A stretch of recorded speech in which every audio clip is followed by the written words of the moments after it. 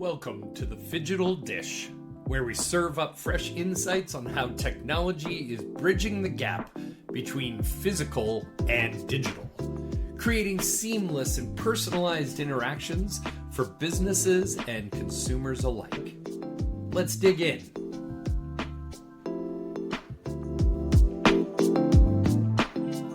Hello, Ivy. How are you doing today, my friend? Doing all right. Just trying to get rolling into another end of week. It's almost the weekend, and we're about to pick up for another week. And otherwise, just getting things, keeping things alive. Courtney, keeping things alive. That's actually appropriate, keeping things alive, because I felt like I wasn't alive for most of this week. It's one of those where, the kids are at school. Like we travel, right, and we're around thousands and thousands and thousands of people, and I go to all these shows, and knock on wood, around 40,000 here, 30,000 here. I didn't really get anything. Yeah, my kids go to school for 1 week and pick something up. They bring it home. They're not sick. The wife doesn't get sick. I am just laid up for 48, 72 hours. So I'm trying to keep it alive. I'm feeling a lot more alive today, though. There you go. That's a good thing. And it is interesting how somehow school and home become more of petri dishes than airplanes, right? I know. It's an interesting concept. Well, I'm glad you're feeling better. Yeah, 40,000 people from all around the world, but I get, these 100 kids from the All right. Exactly. Well, So I wanted to, we had talked previously of like, man, we haven't done our normal back and forth banter on coffee a lot, and I was kind of missing that. We haven't. That's true. I'm going to tell you the topic today. It may want to drive people more towards a stiff drink than coffee. We're going cocktails early, are we? Oh, man, you know what? We're talking about the digital doom and gloom that may be cybersecurity in the industry. Cybersecurity.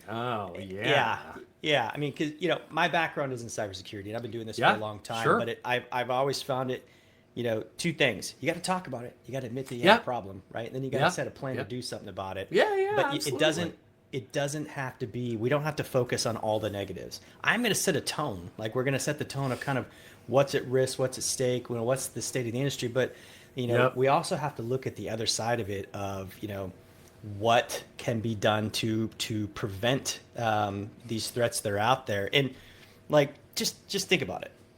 In the industry, there's a lot of ways that you can gain customers, and there's a lot of ways that you can lose customers. Often we equate, the gaining and or losing to, a digital initiative, marketing, bad pricing, bad publicity. Sure. Yeah. But publicity. Yeah. Think about where some bad publicity can come from in the form of a cyber breach, of data loss, of ransomware. We've seen, microcosms of this, even when events happen in the industry, such as, Delta Airlines and the CrowdStrike Microsoft. Yeah, CrowdStrike. That wasn't a cyber breach, right? That wasn't a cyber breach. It was just an IT incident. But everybody jumped the gun and said, "Holy crap! Am I like, what's at risk?" Right? But it was Now we're hyper aware. We're almost gun shy about it, and it's great that people are paying attention. It's great that people are more vigilant, but that doesn't stop the threat actors from trying and succeeding. So I just kind of want to, let maybe start there a little bit and kind of, I'll get your insights, on the digital side of it as well. Yeah. I'm interested to see, in a traditional industry that's not been hyper focused on security, really, you got to be focused on it now. So I kind of want to jump into that and set the tone, as we say, for the appetizer here. So let me set that tone. So a couple years ago, there was a study published that there was a 300% increase year over year in ransomware attacks. 300% year over year. Wow. So it's just like straight up here. Yeah. And while that kind of curtailed, it didn't continue to go 300% up again. It didn't necessarily go down, and they weren't getting any easier to spot. Like, the sophistication was getting way higher. So what we've seen, recently, I think one of the benchmarks is often the Verizon data breach report. What they've shown is retail, restaurant, hospitality, C-store have continued to see that significant increase in ransomware at the point of sale, but also in all of the extra devices that are inside of these locations as well. Sure. Because point of sale, luckily, the U.S. lagged behind for a while on creating actual chip and pin authorizations. Yeah. We were so far behind on that. But once we started to encrypt that data, it's anonymized, it's chip and pin. The actual card holder data, while it's still a valuable target if things are done wrong and they're stored, that's less of actually the attack vector. It's really, I want to get your POS to shut your POS down, to shut your operations down, so you pay me to open things back up, right? And that's cheery topic, right? I'm bringing everybo's mood down. I'm just trying to set the tone of the stats are still up. The stats are still plateauing out there. Yeah, but I think it's interesting. First of all, as soon as the cocktails can get here, probably better, right? Because I promise this isn't a cocktail. This is water, and we're not sponsored by Liquid Death. But if you want to throw something in here, guys, that's right.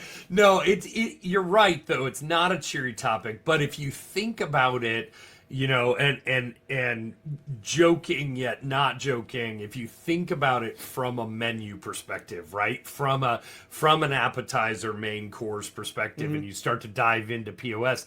But if you take that back for a second and you think about that appetizer menu, what's interesting about your comments specific to digital, but specific to a lot of technologies, and I'll use the chip and pin conversation as well here in a second.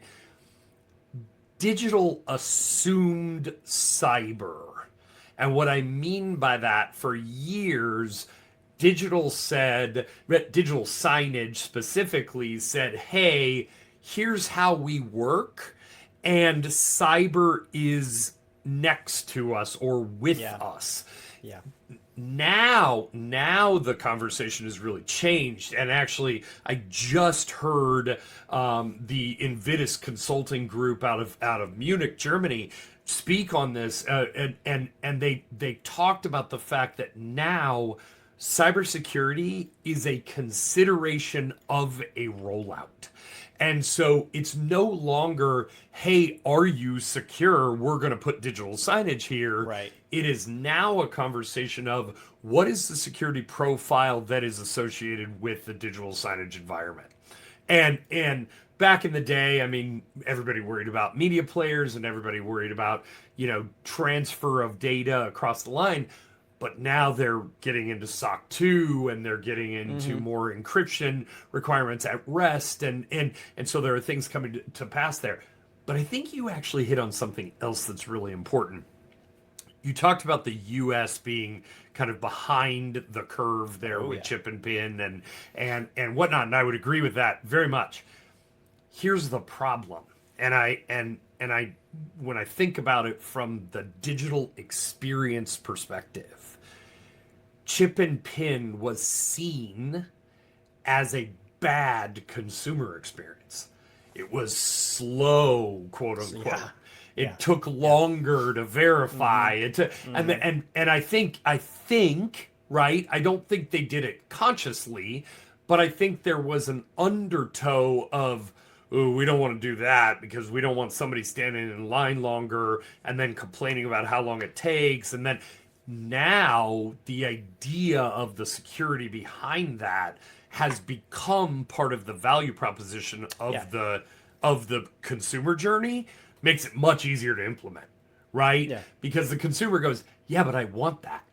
Right, it's you and I travel a lot, and when you get on airplanes and there's a maintenance delay, there is that moment where you go, okay, fix the airplane. I don't want to fly on a broken airplane, right? Same thing with chip and pin. You go, okay, but if it's going to make it so I have less fraud, let's do that, please. I would say, interestingly enough on that, and look, there was no forethought in this. This wasn't like, right. This is gonna happen. What it did was, I pay with my watch now. I pay with my phone. You pay with the tap on your card. So we actually kind of skipped the traditional that Europe and everybody else was doing for a long time. And we went to contactless or even card not present payments much quicker. Like we were able to shift because we lagged behind. We didn't want to do this part in the middle. And as soon as we started, making that more more a prevalent thing. It's like, all right, we're going to go do this contactless. Yeah. We're going to ship, which is inherently much more secure because it's secured by bioauthentication and all of these other things, which is great. We were able to move to that and adopt it very quickly. But let's not kid ourselves. The industry didn't really plan for that. It was just we were just lucky enough to be so far behind that it helped us get there. Well,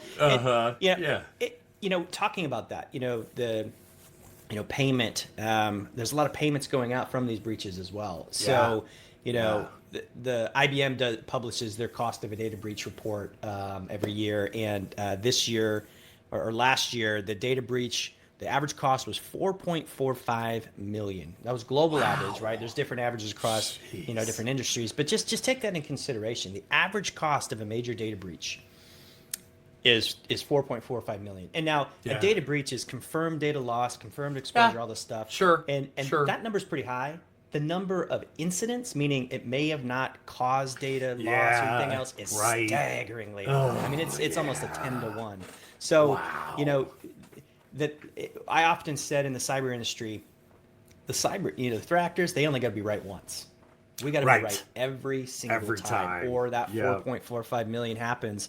And we've seen it, we just kind of touched on it, all of the different, digital proliferation of devices going into these sites, IoT, digital payment devices, customers' devices.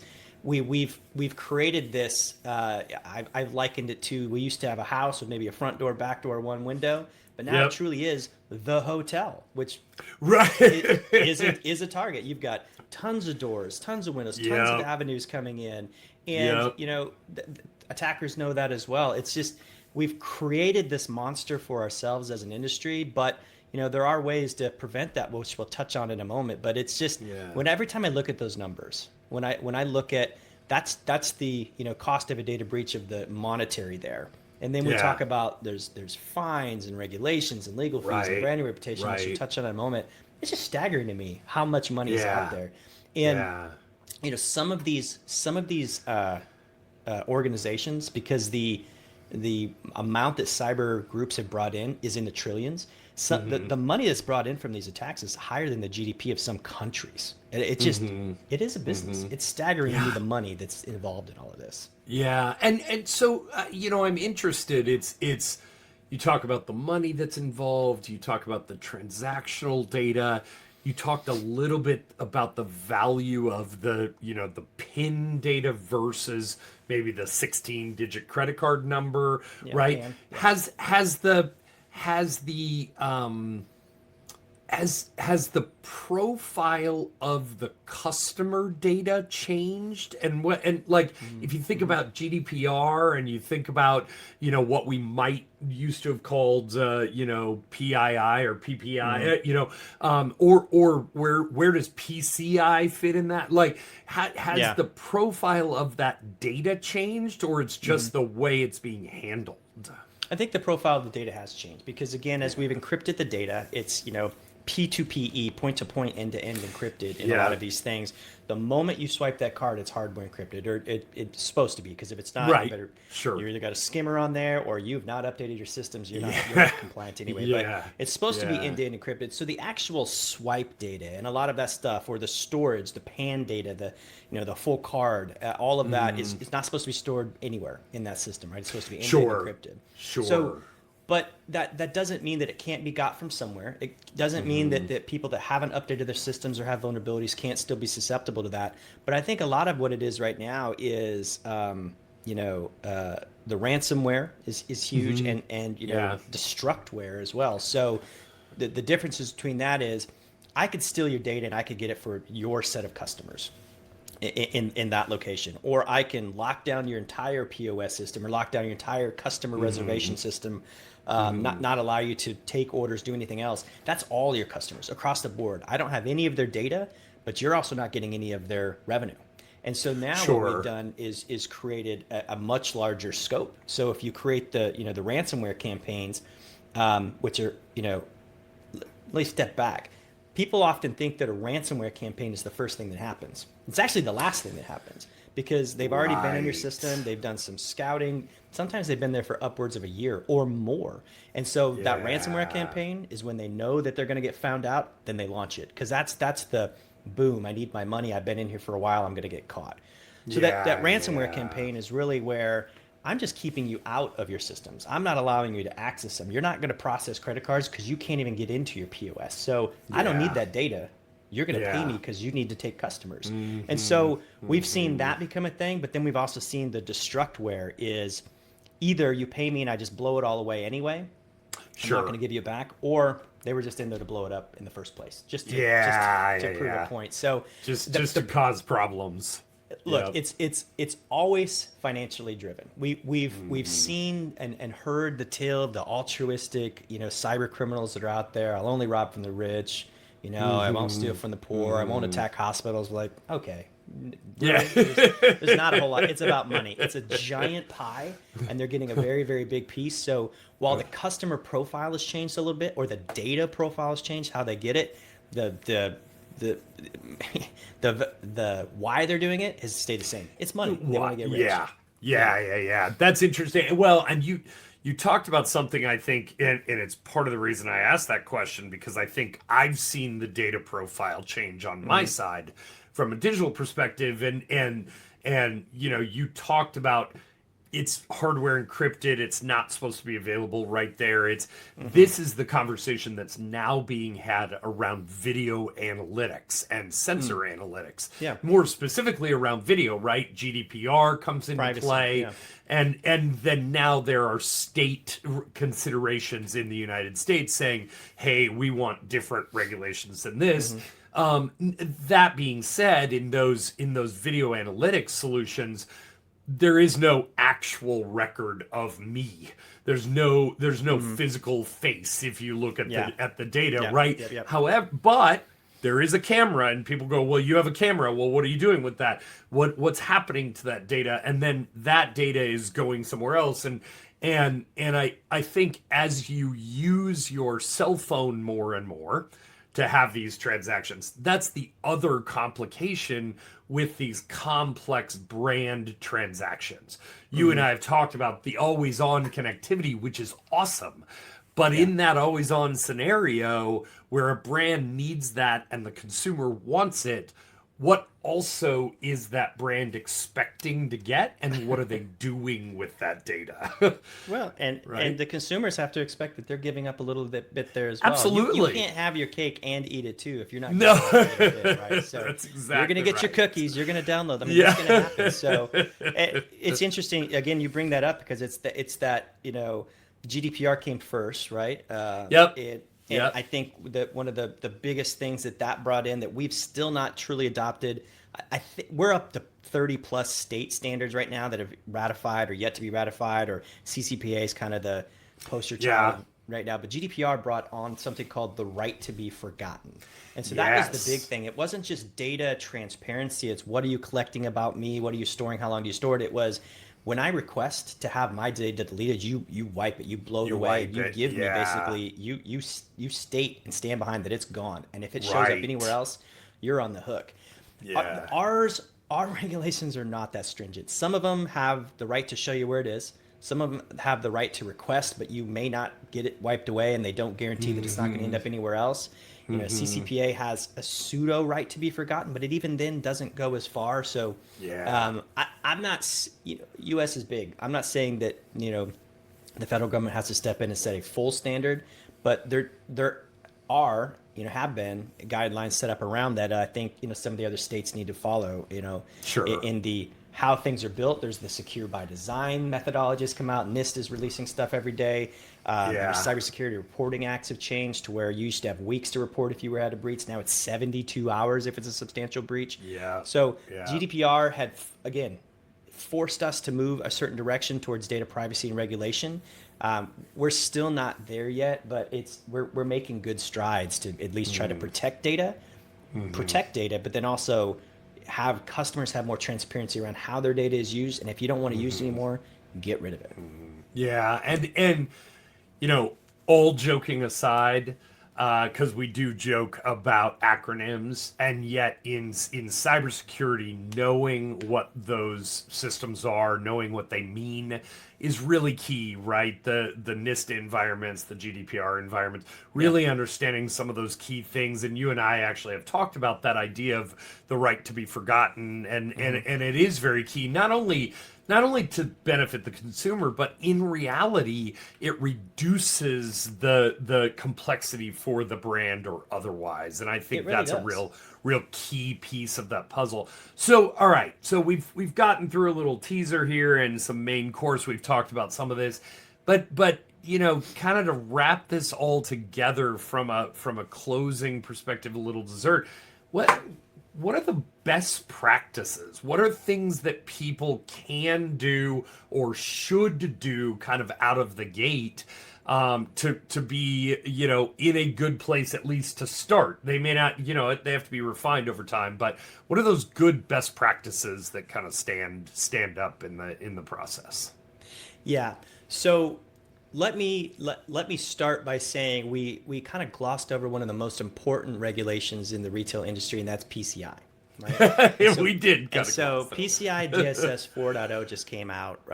I personally submitted a ton of ratifications to it. Like, it took a year longer than it was supposed to. It's now formally ratified. It's out. It's actually a new version, an evolution of it coming out again. It's huge. It's long. It's boring to read, but you have to do it. And right. I think what has changed, and I like it, is PCI often was looked at as a stamp. You got to do it. You hate it. There's a lot of things. There was some good, basic information, but it wasn't necessarily about security. It really wasn't. It was about compliance. It was about making sure that you could maintain your ability to receive credit card transactions. That's what it was all about. Yeah. And what PCI 4.0 has come into its own with is this notion of security always. Really, it's a continuous security posture, not a one-time thing. It's you got to maintain it throughout the year. So I think following the set industry guidelines that are out there that you are going to have to do, but do it not just to the letter of the law, but do it to what matches your industry, your business. Sure. PCI 4.0 can be a great guideline, and I think it's something that organizations need to follow because it's putting more precedence on security. It's putting more precedence on not just point-in-time requirements, but it's also changing some of the requirements around e-commerce. And what constitutes what security controls you have if you do more e-commerce business than others, and it's put a higher bar on what is required from businesses to prove that they're providing a secure environment to not only do card transactions, but card not present transactions, e-commerce transactions, any digital form of payment. That's all having a precedence on there. So I would say, use the established frameworks that are out there. Either it's PCI if you're trying to gain compliance but go a little bit beyond, the NIST frameworks that are out there. We talk about ISO and a couple other ones. Do those. Follow those frameworks. Build your frameworks because you have to implement a policy internally. You have to have a policy. You have to review. You got to follow it. The basics for our customers that we normally talk about it in their branches is you follow those frameworks. Implement strong security controls internally. You got to have a firewall. You got to change your passwords, have multi-factor authentication, those things. But then go back to the basics. Are my systems even up to date? Am I patched? Am I doing the basic things right? Am I training my employees? Because an ounce of training is worth a pound of gold. And so if we don't continue to train our employees, because I laugh about this, but I've been in the cyber industry for a long time, and there are some times when I almost click on the fake phishing attempt that our team sent us. I'm like, that was pretty good. That one was getting pretty good. That was good. That's training. It's sometimes I think I think it's counterintuitive. It's like, why would I be getting this? We have phishing protection. I would never get this email, but I get it. It's not just about when you're in the office. It's when you're at home. But training as well. Develop a plan, and then have a plan for if something does happen. Because I say that there's businesses are in two camps. Those that have been breached and those that just don't know it yet. There's somewhere in the middle. Maybe you have it. Maybe you're doing everything right. But it's not just big businesses anymore. It's small businesses as well. Everybody's a target. So you have to have a plan for what happens when you do take a hit. Yep. So cyber insurance, which is coming back into the fold. It was hard to get for a while. Now it's coming back in. But cyber insurance is now requiring you have to, meet this be this tall to ride the ride requirements. That's good. And then work with partners, because there's no reason any organization should have to go it alone. The budgets and sizes of their staff are not growing. And so there's a lot of partners out there leveraging the right technologies and partners to get you over that hump. I would say, those things, frameworks, follow the existing plans, do the basics right, training, and then use the partner community that's out there. I would say those are some of the biggest things you can do. Yeah, and I think actually that's a great place to kind of hit on a couple things, as you said, and I think it's really important. PCI is long and detailed and not real interesting, depending on who you are. To me. Exactly, right. Yeah. But at the same time, it's extremely important, and it's not just something go read and you're going to know how to do it. So please use your community. Use, if you know where to find Courtney, you know where to find our team, but also there are thousands of really qualified cyber experts out in the world. We have other partners in that space. We know that they're out there. This is important to get right. It's one of those things that I remember one of our past colleagues actually said to me, it is as important for me to get it right for you as it is for me. We both have money in this game, right? And that is a really interesting way to think about it, because it's not just them making it hard for me, right? They're trying to make everybody more safe. So use that community, plan. I heard you say some real key things. Plan, train, and go out and research and understand what the other pieces and parts are, and use that community to help you with that. Yeah, absolutely. And again, I'll end it with this. You go back to, there's always the upfront financial impact and the publicity and negative that, that's always going to be there. But businesses really have to start thinking about the long-term brand reputational harm that comes with this, because again, we do have short memories, but if we get burned, there's a problem with that. A customer is 70% more likely to shop with you long-term or ever if they're a victim of a significant data breach. You may not lose them forever, but the average time varies between months or years depending on how significant the data breach. So it's one of those that you're right. You can't not afford to get it wrong. You cannot cut corners. And going back to what you said at the beginning of how digital has made that shift, that secure by design methodology has to be there. It's not and then we'll do security. It's we're doing it as part of the process. That's the biggest thing. It's all integrated, and that lines up with something we talk about a lot, which is manage the technologies you have, software or otherwise, right? Software, hardware, or otherwise. So, well, I hope I didn't drive you to have a drink now. I think I'm okay. There's partners, there's tools. We didn't even get into AI. We'll have to talk about that another time, of how that's changing the game of security. But there are bright spots. There's things to do. There's frameworks to follow. You just got to do it. Start with the basics and go from there. Awesome. Well, thank you, Court. Appreciate the knowledge and look forward to catching up soon. Happy to share as always. Thanks, Ivy. Thanks for tuning in to the Phygital Dish, where the physical and digital worlds collide, transforming businesses and the consumer experience. We hope today's episode left you full with insights you need to stay ahead in this evolving landscape. But don't forget to subscribe, share, and bring your appetite next time for another serving of expert advice and innovations from the intersection of technology and business. Until next time, here's to staying connected, staying hungry for innovation, and keeping it phygital.